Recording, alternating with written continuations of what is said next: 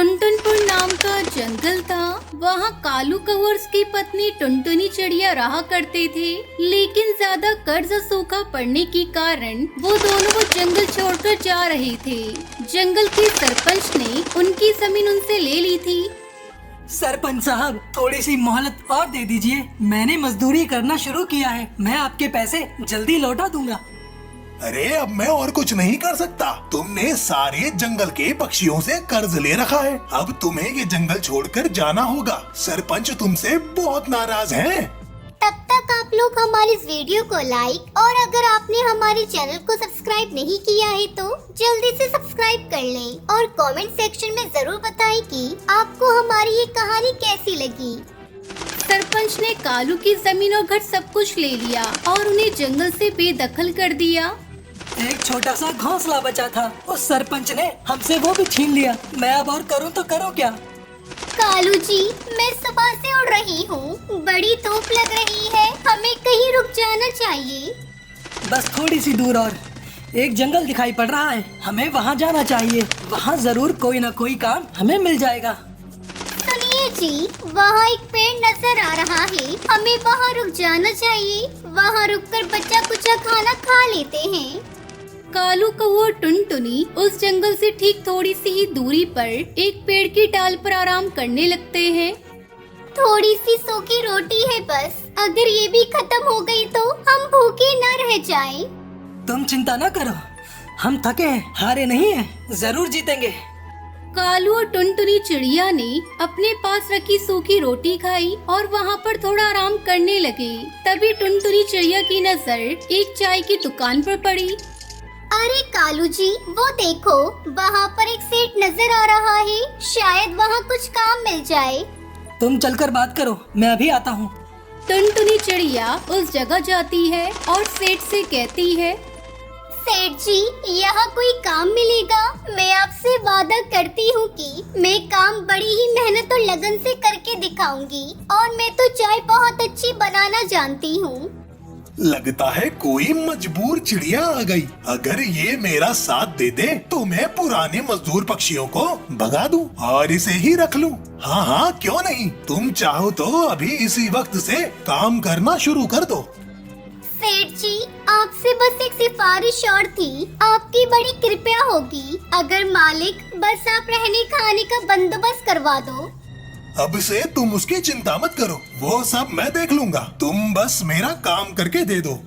बिट्टू कबूतर ने टुनटुनी चिड़िया की मजबूरी का फायदा उठाकर उसे अपने यहाँ पर काम पर रख लिया और टुनटुनी चिड़िया को एक छोटा सा टूटा फूटा घोंसला एक जंगल के किनारे पर दे दिया। मालिक बहुत अच्छे हैं, देखो जी, उन्होंने हमारी कितनी मदद कर दी, हमारे भी अच्छे दिन आ गए हैं। तुम सही कह रही हो, कल से मैं भी तुम्हारे साथ मजदूरी करने चलूंगा, फिर दोनों मिलकर पैसे कमा लेंगे। कालू कौआ टुनटुनी चिड़िया दोनों ही मेहनत करके सेठ के पास काम करते हैं और एक महीने में ही उस सेठ की दुकान पर कई पक्षी आ जाते हैं। फिर कालू कौआ टुनटुनी चिड़िया अपने हक के पैसे सेठ के पास लेने गए, लेकिन सेठ ने उनसे कहा, कैसे पैसे?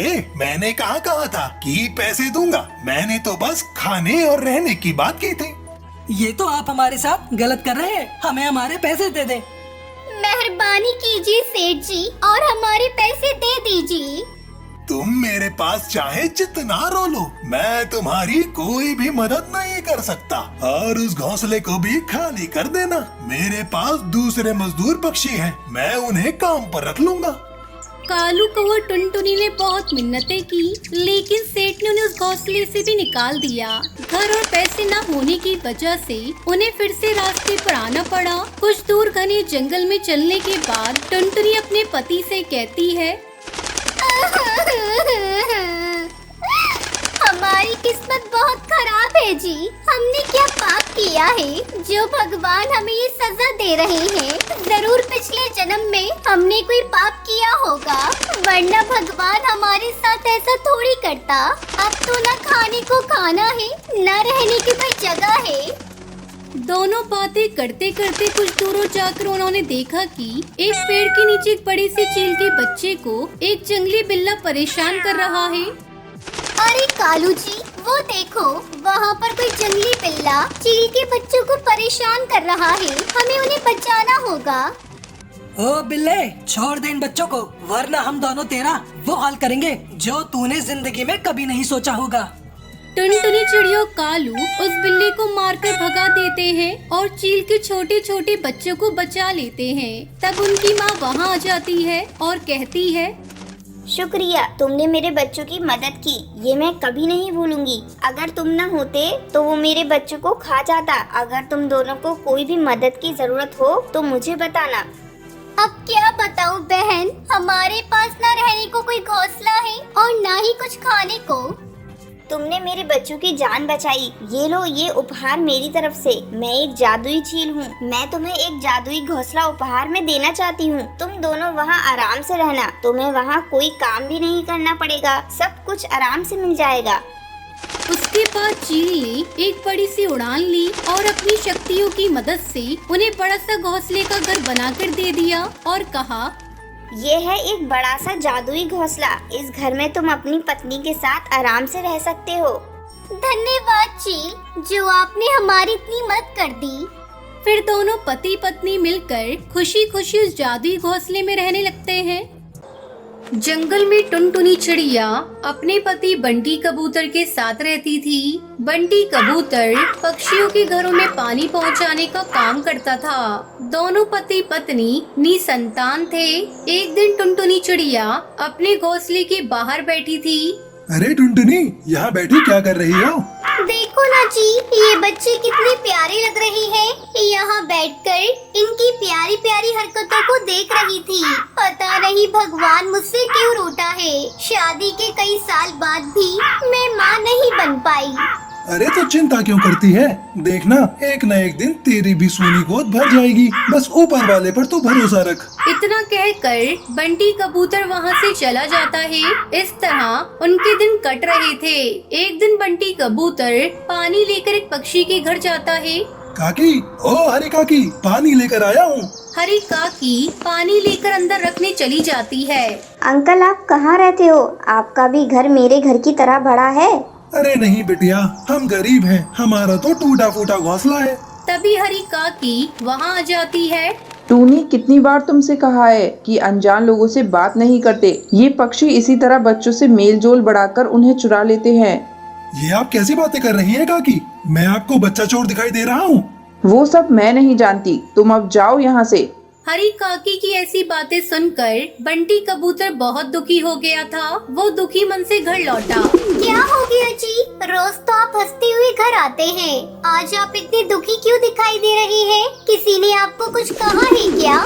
बंटी कबूतर टुनटुनी चिड़िया को हरी काकी की कही हुई बातों को बताता है। ये सब मेरे ही कारण हुआ है। मैंने आपको पिता बनने का सुख नहीं दिया। अगर आज मैं माँ बन गई होती तो आपको इस तरह सुनना नहीं पड़ता। कुछ दिन यूं ही गुजर गए। एक दिन टुनटुनी को उल्टियाँ होने लगी। बंटी कबूतर तुरंत टुनटुनी को लेकर डॉक्टर के पास जाता है। टुनटुनी चिड़िया, तुम माँ बनने वाली हो। डॉक्टर, आप सच कह रही हैं? मैं माँ बनने वाली हूँ? हाँ टुनटुनी, मैं सच कह रही हूँ। बंटी, अब तुम इसे लेकर घर जाओ और इसका ध्यान रखो। दोनों पति पत्नी खुशी खुशी घर लौट आते हैं। एक सप्ताह बाद टुनटुनी 12 अंडे देती है। एक साथ इतने अंडे देखकर टुनटुनी चिड़िया चौंक जाती है। अरे सुनते हो जी, कहाँ हो? जल्दी यहाँ आओ। मैं 12 बच्चों की माँ बनने वाली हूँ। भगवान ने एक ही बार में मेरी खाली झोली 12 बच्चों से भर दी। बंटी कबूतर भी एक साथ 12 अंडे देखकर खुश हो जाता है। फिर दोनों पति पत्नी मिलकर अंडों की देखभाल करते हैं और एक दिन अंडों से बच्चे बाहर निकल आए। इस तरह टुनटुनी चिड़िया का पूरा घर बच्चों से भर गया। बाहर तेज बारिश हो रही थी। इधर आइए जी, ये बच्चे बहुत शरारती हैं। इन्हें संभालने में मेरी मदद करिए, कहीं बारिश में भीग न जाएं। बाहर बहुत तेज बारिश हो रही है। अगर ये भीग गए तो बीमार पड़ जाएंगे। दोनों पति पत्नी बच्चों को संभालने लगते हैं। अचानक टुनटुनी चिड़िया का घोंसला हिलने लगता है। टुनटुनी चिड़िया, जल्दी कर, हमें सभी बच्चों को लेकर सुरक्षित जगह पे जाना होगा।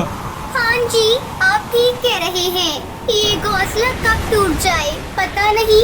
बंटी कबूतर, टुनटुनी चिड़िया और बच्चों को अपने पानी ले जाने वाले ठेले पर बिठाकर सुरक्षित जगह पर ले जाने लगता है। जंगल में बाढ़ का पानी तेजी से बढ़ रहा था। अचानक बंटी के हाथ से ठेला छूट जाता है और वो पानी में बहने लगता है। टुनटुनी, बच्चों का ख्याल रखना। इधर टुनटुनी और उसके बच्चे भी पानी में बहे जा रहे थे। तभी बचाव दल वाले उन्हें देखते हैं और बचा लेते हैं। डर के मारे टुनटुनी चिड़िया बेहोश हो गई। टुनटुनी उठो, आंखें खोलो, ये देखो बच्चे तुम्हारा इंतजार कर रहे हैं।